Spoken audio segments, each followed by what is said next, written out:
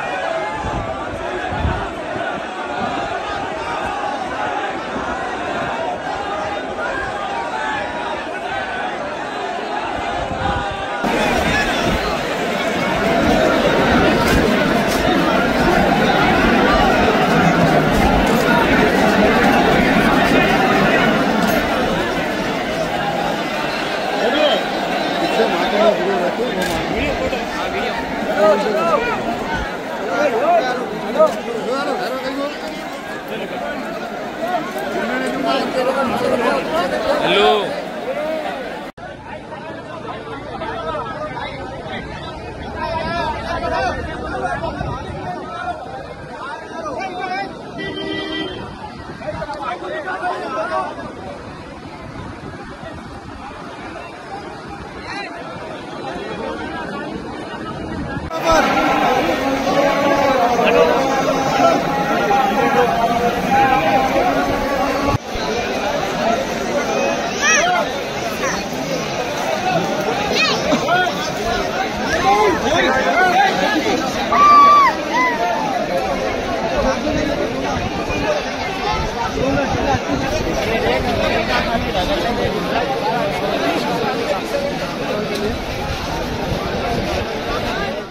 हज़रत इमाम हुसैन अलैहिस्सलाम की करबला में यजीदी फ़ौज के हाथों शहादत के दिन आज यौम आशूरा पर जम्मू कश्मीर में सैकड़ों जगहों पर छोटे बड़े मातमी जुलूस निकाले गए, जिनमें हज़ारों की तादाद में अज़ादारों ने शिरकत की।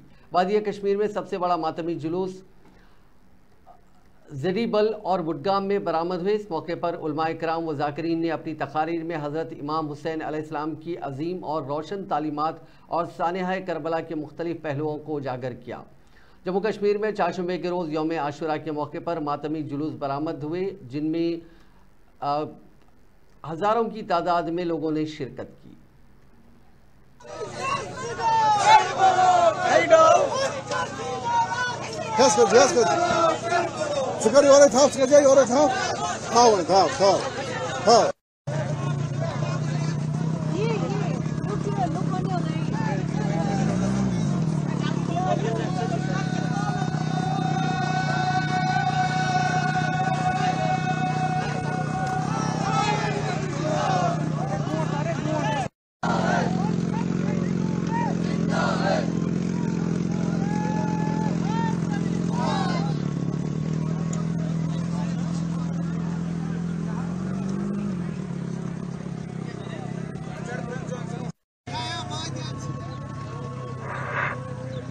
हेलो कर हेलो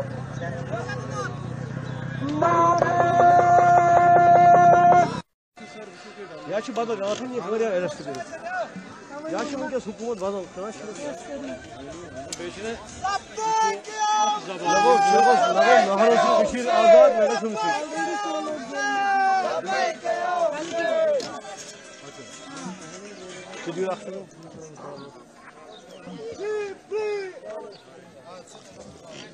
हेलो तम ज्यादा लोड ये आराम से चलो आगे आगे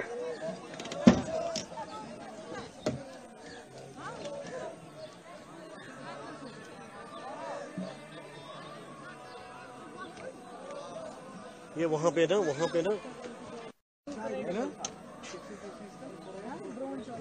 लास्ट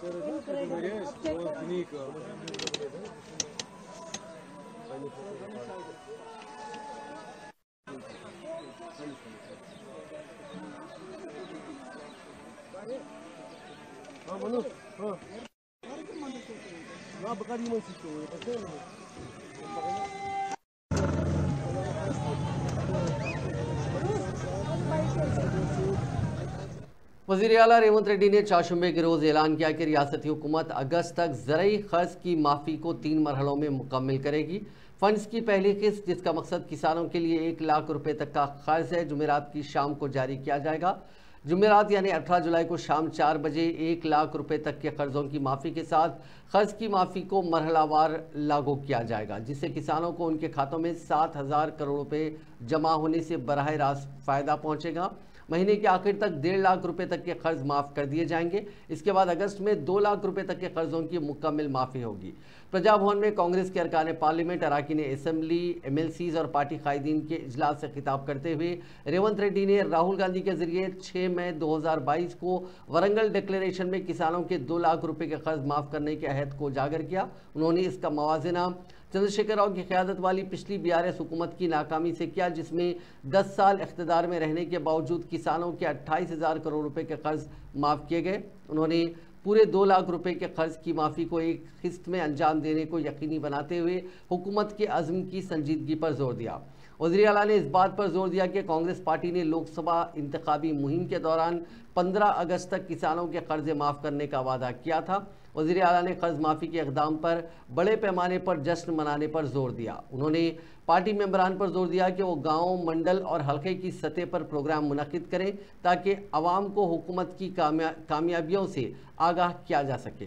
उन्होंने कर्ज़ों की माफ़ी की अहमियत पर कौमी सतह की बहस की भी हौसला अफजाई की और इस बात पर रोशनी डाली कि किसी और रियासत ने एक किस्त में इतनी बड़ी रकम माफ़ नहीं की है।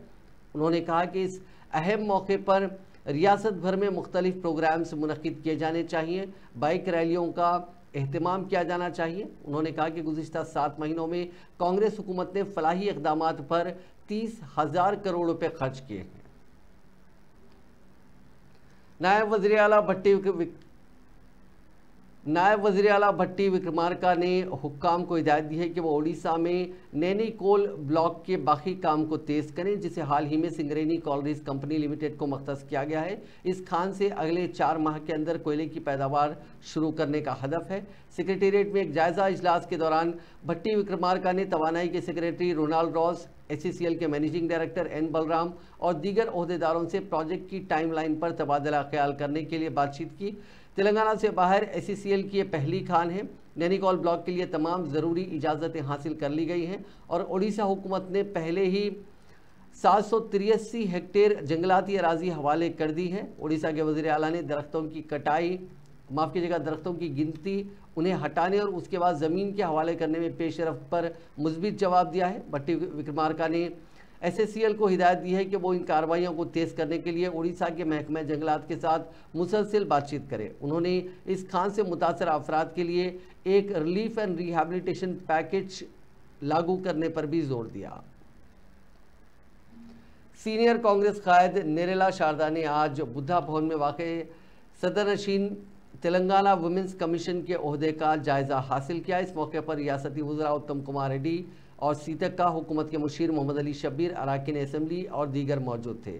इस मौके पर बात करते हुए रियासती वज़ीर उत्तम कुमार रेड्डी ने बताया कि कांग्रेस हुकूमत ने न सिर्फ ख़वातीन की तरक्की और फलाह के लिए इक़दाम किए बल्कि ख़वातीन के तहफ़्फ़ुज़ को भी यकीनी बनाने के लिए इक़दाम किए जा रहे हैं। सदरनशीन तेलंगाना वुमेंस कमीशन शारदा ने उन्हें इस ओहदे पर फायज करने पर वज़ीर आला रेवंत रेड्डी, नायब वज़ीर आला भट्टी विक्रमार्का और रियासती वज़रा उत्तम कुमार रेड्डी और सीतक्का से इजहार तशक्कुर किया। उन्होंने कहा कि आए दिन ख़वातीन की हरासानी के वाक़यात पर काबू पाने के लिए वो खुसूसी तवज्जो देंगी। BRS के कारगुजार सदर KT रामाराव ने इंतखामी कार्रवाइयों के लिए सियासी ताकत के गलत इस्तेमाल पर तनकीद करते हुए इस बात पर जोर दिया कि इस तरह के इक़दाम की एक हद मुकर्रर होनी चाहिए।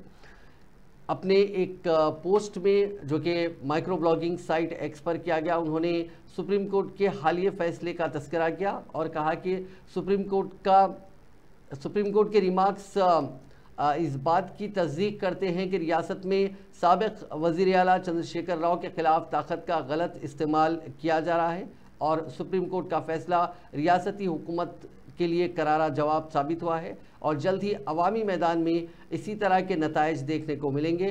KTR ने कांग्रेस पार्टी की झूठ पर मबनी मुहिम की सख्त मजम्मत की और इसके खिलाफ खुदाई इंसाफ गालिब होने की बात की। उन्होंने इस यकीन का इजहार किया कि सच की हमेशा जीत होती है।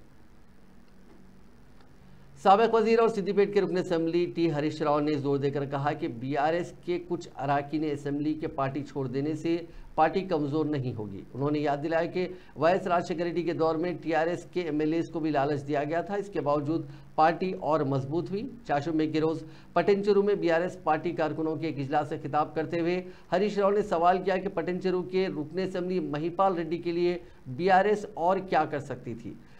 BRS पार्टी ने उन्हें 3 बार MLA बनाया। उन्होंने यकीन दिलाया कि महिपाल रेड्डी के जाने के बावजूद भी BRS के सभी कारकुन और कैडर मजबूत हैं और पुरज़्म हैं। उन्होंने जोर देकर कहा कि BRS की ताकत उसके कारकुनों और अवामी हिमायत में है, इनफरादी सियासतदानों में नहीं। तो मन BRS पार्टी ఉంది అప్పుడు కూడా ఇట్లాంటి కుట్రలే చేసింది అయిపోయింది అన్నారు అయిపోయింది అన్నోళ్ళే కాలగర్భంలో కలిసింది తప్ప BRS పార్టీ మాత్రం నిలబడ్డది ఇట్లా చాలా కుట్రలు చాలా ప్రయత్నాలు జరిగినాయి కానీ ఈ కుట్రలు ఏవి కూడా అవి ఫలించలేదు అంతిమంగా న్యాయం గెలిచింది ధర్మం గెలిచింది BRS పార్టీ అద్భుతమైనటువంటి పాలనను తెలంగాణ ప్రజలకు అందించింది ఇవాళ రాష్ట్ర ప్రజలందరూ కూడా చూస్తా ఉన్నారు రాష్ట్రంలో ఏం జరుగుతుందో కూడా చూస్తా ఉన్నారు ప్రజలందరూ కూడా ఇలా కేసీఆర్ గారి పాలనను ఇప్పటి ప్రభుత్వ పాలనను కంపేర్ చేసుకుంటున్నారు నాడెట్లుండే నేడెట్లున్నది అనేది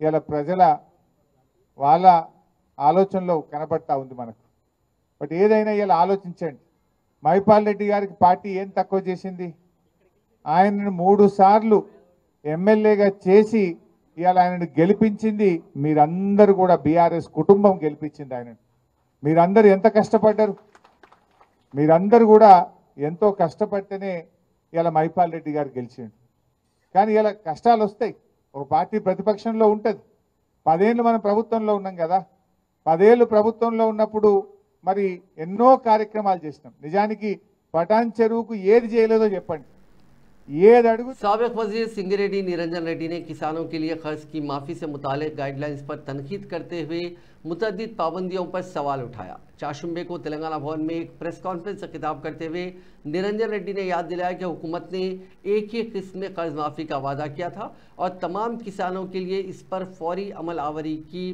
बात कही थी। निरंजन रेड्डी ने रेवंत रेड्डी हुकूमत पर किसानों के कर्जों की माफ़ी के सिलसिले में बदनीयती का इल्ज़ाम लगाया। उन्होंने निशानदेही की कि कोविड-19 के बहरान के दौरान भी बीआरएस हुकूमत ने रैतु बंधु स्कीम को जारी रखा था और 29,000 करोड़ रुपए के कर्जे माफ़ किए गए। उन्होंने कर्ज की जुज़वी माफ़ी के खिलाफ मशवरा दिया और इस बात पर जोर दिया कि माफ़ी की रकम हर किसान के बैंक खाते में पट्टेदार पासबुक के साथ जमा कराई जाए। उन्होंने खबरदार किया कि ऐसा ना करना किसानों को धोखा देने के मुतरादिफ होगा। कैबिनेట్లో చర్చిస్తాం, శాసనసభలో చర్చిస్తాం, ఆ తర్వాత దాని మీద నిర్ణయం తీసుకుంటామని చెప్పారు. మేము చెప్పినాం స్పష్టంగా ఇదంతా కూడా కాలయాపన చేసి చెప్పిన రుణమాఫీని అమలు చేసి కొంత చేసినాం అనిపించుకోనికే చేసేటువంటి కాలయాపన చర్యలే తప్ప చిత్తశుద్ధి లేదు దీంట్లో అని స్ట్రైట్గా నేను ఒక పాయింట్ లేవనెత్తున్నా. నిజంగానే మీ వాదన నిజమే అయితే నిజంగానే రాష్ట్ర ప్రభుత్వం యొక్క చిత్తశుద్ధి రైతు భరోసా ఇవ్వడానికి, రైతు బంధు ఇవ్వడానికి మీరు చెప్పిన కారణమే సద్వినియోగం కాలేదు, కొంత మేరకు దుర్వినియోగం అయింది కాబట్టి దాన్ని విచారణ చేసి ఇద్దామనుకునే మేము ఆలస్యం చేస్తున్నాం అనేది నిజమైతే మరి రైతు బంధుకు ప్రామాణికంగా రైతు పాస్బుక్నే కదా తీసుకునేది ప్రభుత్వం, ఆనాడైనా ఈనాడైనా. రైతు బంధుకు ప్రామాణికత ఏంటి? పట్టదారు పాస్బుక్ ఉన్నటువంటి రైతు అర్హుడు అని చెప్పినాం మేము అన్నాడు. సరే, ఎవరైనా అనర్హులు ఉంటే మీరు విచారణ చేస్తామన్నారు, చేయండి, సంతోషమే. కానీ మరి ఇప్పుడు మీరు రుణమాఫీ ఎట్లా ఏ బేసిస్ మీద చేస్తున్నారు? మీరు ఇప్పుడు రుణమాఫీ తలపెట్టింది కూడా సరే, రేషన్ కార్డు మేము ఫ్యామిలీ వెరిఫికేషన్ కోసం అంటున్నాం, ఆ పార్ట్ నేను చెప్తా మళ్ళీ. కానీ రైతు పట్టదారు పాస్బుక్నే కదా మీరు ప్రామాణికంగా తీసుకుంటున్నారు ఇప్పుడు రుణమాఫీ చేయడానికి. మరి పట్టదారు పాస్బుక్నే రైతు రుణమాఫీకి ప్రామాణికంగా తీసుకొని ఇప్పుడు చెల్లింపు చేస్తున్నప్పుడు. खैरताबाद के रुकन असेंबली दानम नागेंद्र ने बताया कि आने वाले गणेश त्यौहार के लिए वसी इंतजाम किए जाएंगे। खैरताबाद विनायक मंडल की जानिब से नस्ब किए जाने वाले गणेश मूर्ति की तैयारी का आगाज़ करने के साथ साथ बेहतर से बेहतर इंतजाम के लिए एक एडहॉक कमेटी की तश्कील दी गई है। उन्होंने बताया कि जो भी चंदा दिया जाएगा उसकी रकम के साथ उस फर्द का नाम जारिया साल से डिस्प्ले करने के इक़दाम किए जाएंगे। साथ ही उसूल किए जाने वाले चंदे की रकम से फलाही प्रोग्रामों को रूबे अमल लाने के इक़दाम किए जाएंगे। उन्होंने बताया कि खैरताबाद गणेश मूर्ति को बिठाए जाने वाली तकरीब में रियासती गवर्नर राधाकृष्णन, वज़ीर आला रेवंत रेड्डी और दीगर अहम शख्सियात शिरकत करेंगी। अनिल कुमार गारू, महेश यादव गारू, चंद्रशेखर चंदू गारू, राजेंद्र यादव गारू, मधुकर यादव गारू, वंशी गारू, पी वंशी गारू, वी प्रवीण गारू, श्याम गारू, జాగిర్దార్వాడ ఆదర్శ్ గారు, అదేవిధంగా రాకేష్ లాల్ గారు ఇవి ఉన్నాయి. ఇందులో ఇంకా పేర్లు రాజ్ కుమార్ గారు ఈరోజు నాకు పంపిస్తారు, నేను మీడియాకి పంపిస్తాను. మీడియా ద్వారా మీరు అనౌన్స్ చేయండి రేపు. నడికుడి రాజ్ కుమార్ ఉన్నదనుకుంటా పేరు, రాజ్ కుమార్ అలా తమ్ముంది ఉంది, మహేష్ ఉంది కదా, అచ్చా మడికుడి రాజ్ కుమార్. అదే కొన్ని పేర్లు మిస్ అయ్యి, అందుకే చెప్పాను ముందే, అనౌన్స్మెంట్ చేయముందే కొన్ని పేర్లు మిస్ అయిపోతే ఆవేదన వద్దు. మనమంతా ఒక కుటుంబం, అందరం కలిసి దీన్ని చాలా ఘనంగా చేయాలని ఆలోచన ఉంది కాబట్టి, ఎందుకంటే చాలామంది ఇప్పటికే నాకు కూడా చాలామంది ఫోన్లు చేస్తూ ఉన్నారు. तेलंगाना से गुज़िश्ता 3 दिनों में आवारा कुत्तों के हमलों के 3 अलग अलग वाक़यात रिपोर्ट हुए हैं। हैदराबाद के सिकंदराबाद में आवारा कुत्तों के हमले में एक बच्चा हलाक हो गया। जगतियाल और घटकेसर में 2 बच्चे बुरी तरह जख्मी हो गए। सिकंदराबाद के जवाहर नगर में मंगल को 18 माह का बच्चा अपने घर के सहन में खेल रहा था, फिर अचानक आवारा कुत्तों ने उस पर हमला कर दिया, जिस पर वो बुरी तरह जख्मी हो गया। वालिदैन बच्चे को इलाज के लिए अस्पताल ले गए, जहां वो दम तोड़ गया। मुतवफ़ी बच्चे के अहले खाना की शिकायत पर जवाहर नगर पुलिस स्टेशन में केस दर्ज किया गया है। तेलंगाना के सिद्दीपेट ज़िले में रहने वाला ये ख़ानदान सिर्फ 2 माह कबल जवाहर नगर शिफ्ट हुआ था। वाक़े के बाद से जवाहर नगर के मकीनों में गमो गुस्से का माहौल है। मकामी लोगों ने ग्रेटर हैदराबाद म्यूनसिपल कॉरपोरेशन पर जोर दिया कि वो आवारा कुत्तों की बढ़ती हुई लानत पर काबू पाने के लिए फौरी कार्रवाई करे। दूसरा वाक़या तेलंगाना के जगतियाल के मंगलीव से कुत्ते के हमले का वीडियो मंजर आम पर आया है। देवेंद्र नामी 7 साल बच्चे पर कुत्ते ने घर के बाहर खेलते हुए हमला कर दिया। वीडियो में देखा जा सकता है कि कुत्ते ने बच्चे की गर्दन पर हमला किया और फिर इसे नोचना शुरू कर दिया, जिससे वो शदीद जख्मी हो गया। खानदान के एक फर्द ने उस कुत्ते को भगा दिया। इसके बाद बच्चे को जिला अस्पताल में दाखिल कराया गया। इससे पहले भी यानी पीर के रोज घटकेसर के रामनगर कॉलोनी में आवारा कुत्तों के हमले में एक 4 साला बच्चा जख्मी हो गया था। लड़का अपने घर के बाहर खेल रहा था कि 4 कुत्तों ने उस पर हमला कर दिया। बच्चे के वालिद ने कुत्तों को भगाकर बच्चे की जान बचाई। एक बाप की अपने बच्चे को कुत्तों से बचाने की वीडियो सोशल मीडिया पर वायरल हो रही है। हैदराबाद के जवाहर नगर में आवारा कुत्तों के हमले में मासूम बच्चे की मौत पर चीफ मिनिस्टर तेलंगाना रेवंत रेड्डी ने गहरे रंज का इजहार किया। उन्होंने ओहदेदारों को हिदायत दी कि मुस्तकबिल में इस तरह के वाक़यात का आदा ना हो, इसके लिए इक़दाम किए जाएं। रेवंत रेड्डी ने हिदायत दी कि जिन इलाकों में आवारा कुत्तों का मसला दरपेश है वहाँ शिकायत की वसूली के लिए कॉल सेंटर या टोल फ्री नंबर की सहूलत की फराहमी के लिए फौरी इक़दाम किए जाएँ। चीफ मिनिस्टर सेहत आमा के अहदेदारों को हिदायत दी कि वो ग्रेटर हैदराबाद म्यूनसिपल कॉरपोरेशन के तहत वाक़े तमाम अर्बन हेल्थ सेंटर्स, रियासत के तमाम प्राइमरी हेल्थ सेंटर्स और हॉस्पिटल्स में कुत्तों के काटने पर दरकार अद्वियात दस्तियाब रखें। हैदराबाद में लड़की के अगवा के इल्ज़ाम में लॉकअप में बंद एक नौजवान ने पुलिस स्टेशन में सोशल मीडिया की रील्स बनाई। रील्स में मुलजिम दस्तगीर ने अगवाशुदा लड़की के अहले खाना का मजाक भी उड़ाया। हैदराबाद के पुराने शहर की रहने वाली एक लड़की की मां ने बंदलागुड़ा पुलिस स्टेशन में शिकायत दर्ज कराई कि दस्तगीर ने उसकी बेटी को मोहब्बत के नाम पर अगवा किया है। मुकदमा दर्ज करने के बावजूद पुलिस लापता लड़की को तलाश करने में नाकाम रही। पेशरफ्त ना होने से मायूस मां ने आला हुक्काम से इंसाफ के लिए रुजू किया। दबाव में आकर बंदलागुड़ा पुलिस ने दस्तगीर को हिरासत में ले लिया। ताहम नताइज का सामना करने के बजाय मुलजिम मुबैना तौर पर दोस्तों की मदद से थाने के अंदर कई रील्स बनाता रहा। इन वीडियोज़ में वो मुतासिरा के ख़ानदान के खिलाफ तौहीन आमेज रिमार्क्स करते हुए नज़र आ रहा है। ये वीडियो सोशल मीडिया पर तेज़ी से वायरल हो गई। मुतासिरा के अहले खाना और दीगर शहरियों ने इस वाक़े पर गम और गुस्से का इजहार किया और पुलिस पर मुलजिमीन के साथ तरजीही सलूक का इल्ज़ाम लगाया। उन्होंने सवाल किया कि दस्तगीर को हिरासत में रहते हुए वीडियो बनाने और अपलोड करने की इजाज़त कैसे दी गई। उन्होंने इस मामले में मुलविस पुलिस अहलकारों के खिलाफ सख्त कार्रवाई का मुतालबा किया। खम्म में नशे के आदी एक नौजवान ने पैसे देने से इनकार पर अपनी ही दादी को कत्ल कर दिया। रोटरी नगर की रहने वाली 85 साला रामबिया अम्मा ने अपने पोते उदय को बचपन से ही पाला था। अपना डिप्लोमा मुकम्मल करने के बाद उदय मंशियात और शराब की लत के चुंगल में फंस गया। उसने अपनी आदत के चलते रंबैया को पैसे देने के लिए हरासा करना शुरू किया। अक्सर उसके पेंशन की रकम की वो चोरी कर लेता था। मंगल को उदय ने एक बार फिर अपनी दादी से रकम का मुतालबा किया। जब दादी ने इनकार किया तो उसने उस पर वहशियाना हमला किया। उसके सीने और कानों पर घूंसे मारे। रामपिया के कानों से खून बहने लगा और वो मौके पर ही दम तोड़ गई। अपने जुर्म को छुपाने की कोशिश में उदय ने 108 इमरजेंसी सर्विसेज को कॉल किया और दावा किया कि उसकी दादी गिर गई है। ताहम पड़ोसियों ने उसे पकड़कर पुलिस के हवाले कर दिया। पूछगछ के दौरान उदय ने मुबैना तौर पर अपने घिनौने जुर्म का एतराफ़ किया। नलगुंडा पुलिस ने गांजे की स्मगलिंग के इल्ज़ाम में 3 अफराद को गिरफ्तार किया और उनके कब्जे से 73 किलो मंशियात, 5 सेलफोन्स और एक कार जब्त की। चाशुंबे के रोज़ एक प्रेस कॉन्फ्रेंस से खिताब करते हुए नलगुंडा के डीएसपी पी शिवरामा रेड्डी ने बताया कि विजयवाड़ा हैदराबाद कौमी शाहराह पर गांजे की नकलो हमल के बारे में एक खुफिया इत्तला पर कार्रवाई करते हुए पुलिस ने कोरला पेट चेक पोस्ट पर गाड़ियों की चेकिंग की। उन्होंने एक मशकूक कार को रोका और गांजा बरामद किया जिसकी कीमत तकरीबन 18,45,625 रुपये थी। गिरफ्तार अफराद ने अपनी शिनाख्त बता दी है। उनकी शिनाख्त अशोक कुमार, दीपू कुमार और सुषमा राय के तौर पर हुई है।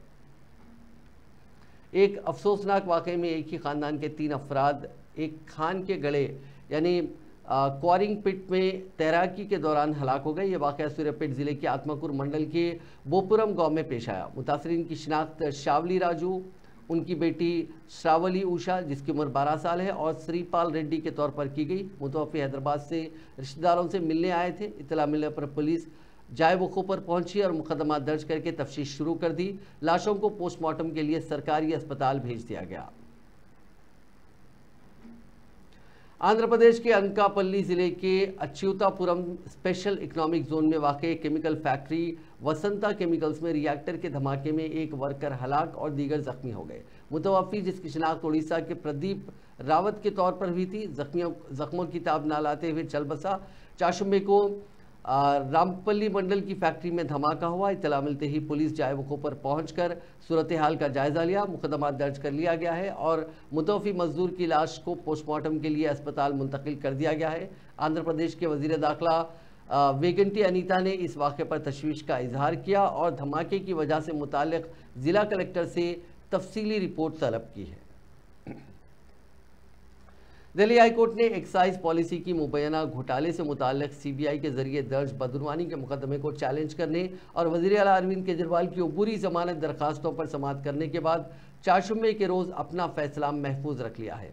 जस्टिस नीना बंसल कृष्णा की सिंगल बेंच ने अर्जी गुजार केजरीवाल की दोनों दरखास्तों पर समाअत करने के बाद अपना फैसला महफूज रखते हुए कहा कि मुलजिम की जमानत की असल अर्जी पर 29 जुलाई को समाअत होगी। सिंगल बेंच ने केजरीवाल की नुमाइंदगी करने वाले सीनियर वकील अभिषेक मनु सिंघवी और सीबीआई की तरफ से पेश होने वाले डीपी सिंह के दलाइल को तफसील से सुना।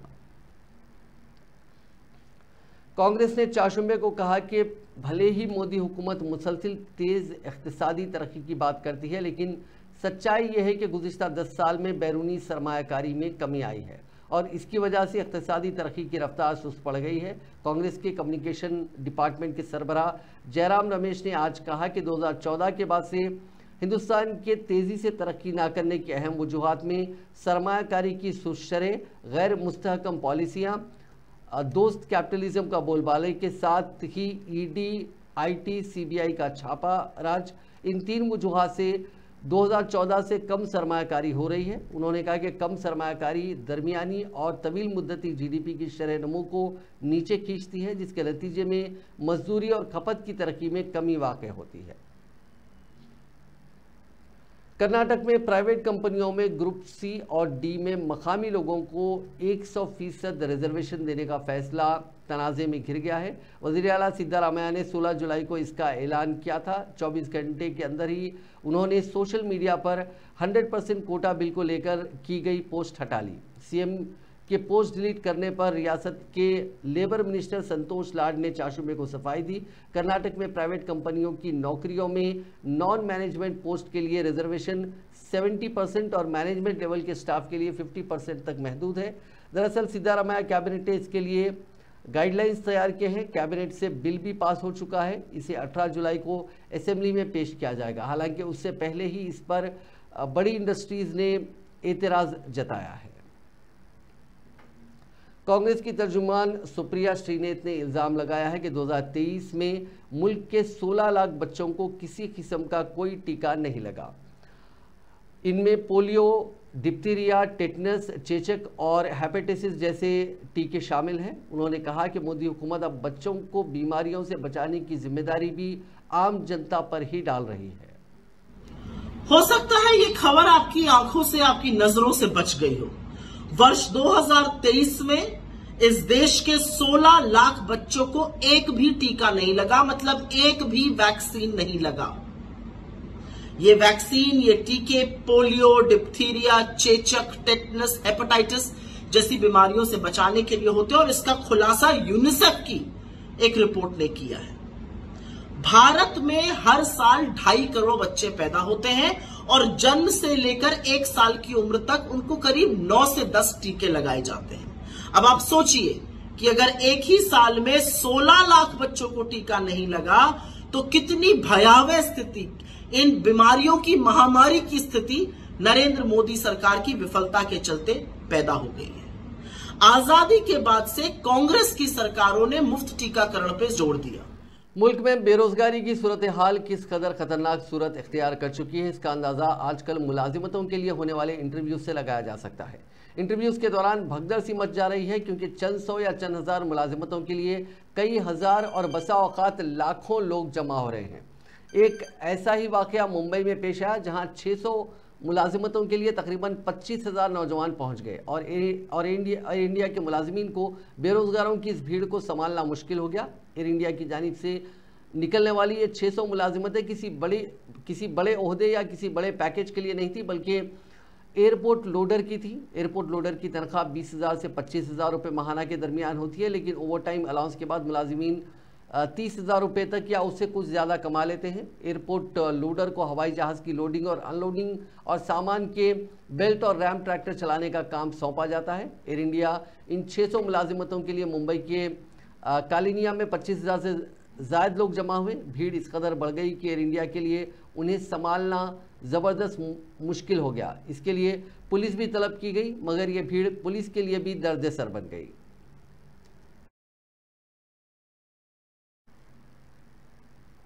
नाजरीन, इस न्यूज़ बुलेटिन में बस इतना ही। आप देखते रहिए INN चैनल।